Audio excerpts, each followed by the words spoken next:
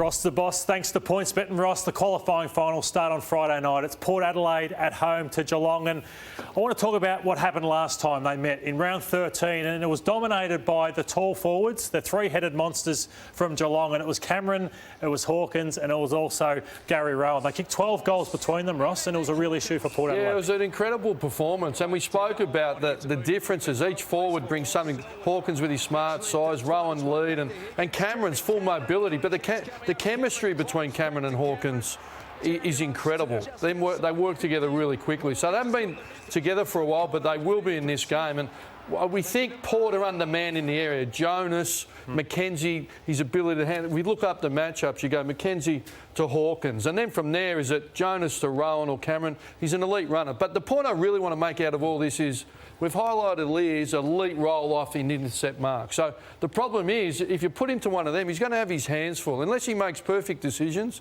he won't be able to come off. So I think at match committee, they're going to have to say, do we bring in Cleary, the other tall defender, punt him in on the one of them, put a Lear to a small where he can roll, they'll go up into congestion, he'll roll off. Because I think without a Lear support, they're capable of kicking 12 again. I think that's their big decision. Yeah, I think it was Lear's worst game for the year. Cameron just gave him a bath, so it's a good point, Ross, on that one. I want to talk about the Port Adelaide forwards, Ross, and Charlie Dixon. Too much seems to be left to him, and you want to put it on another player. Yeah, I do, because Charlie works and he contests and he gets battered and they kick in long. But Georgiades gone down with a hammy. But I think Marshall, he was picked 16 in 2016 draft. That's 5 years. Kenny stuck with him. He's got capability, gets on the lead. He's capable of things like this. Aaron Grant, I think this is his moment, not to kick a bag, but have a physical presence, cover a lot of ground and get to a lot of contests, to take the pressure off Dixon and get the Geelong defence that we know likes to roll off, guessing and looking for him as well. Yeah, he didn't play with a lot of confidence last week. He didn't. So I just want to talk about the way they bombed the footy in. I thought Port should have won by a lot last week, but because they blaze away, they didn't get as much as they should against the Bulldogs. And if they do this against Geelong, they dine out on it. Yeah, and Geelong are a great roll back, fold back, sagging defence. So their defenders come across and read the cues. So as Eastern Wood did. So it's going to be, do they tweak their ball use? Do they lower their eyes early? Draw them out and then go in. But I think if they predictably bomb in, or we don't know what the weather's going to be like, but if they predictably bomb in, Geelong, Scarlett will have his defenders trained to read the cues and double team, triple team Dixon. Well, what I love about Port Adelaide is the ex-West Coast Premiership player in Scott Lysette. And it's not to knock Reece Stanley, it's just to say I love an aggressive ruckman, and he saw what he was up against last week, and he was brutal in this game, Ross. Yeah, well, ruckmen tend to grow. Yeah. When they know they've got it over you, it's like the bully. They've got it over you, well, they go again. So I think there's a lot of noise about Reece. Reece brings his own athleticism and push forward, but we've said it numerous times, it's a final.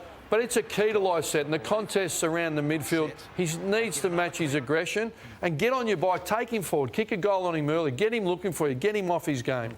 Wines and Boak, Ross, you picked up something that Wines said after the game in regards to how they target opposition midfield. Yeah, well, they got jumped by Bontempelli, but what they do, the formula for the Bulldogs is Drew went to Libra and stopped the outside game, but then Wines spoke about Boakey and I, we took care of Bontempelli, protected him around stoppages, but then got forward.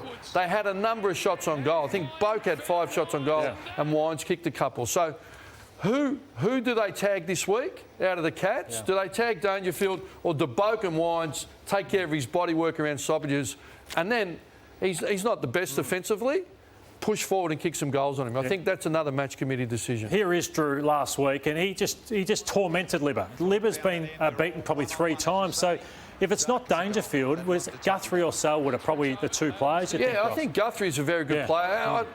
Probably Selwood, I reckon, that inside beast. I think they might go to him because Liberatore is becoming the formula. If you stop him inside, you cut out a lot of outsiders and frustrate him. He's a real heartbeat of that team.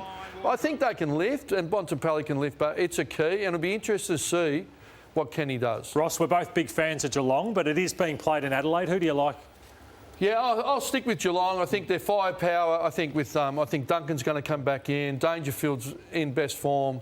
I think they learned some lessons out of slacking off last week in the last quarter. And mentally, I think they're getting ready for the final. I'm going to back Geelong in again. I'm going to back Geelong in as well.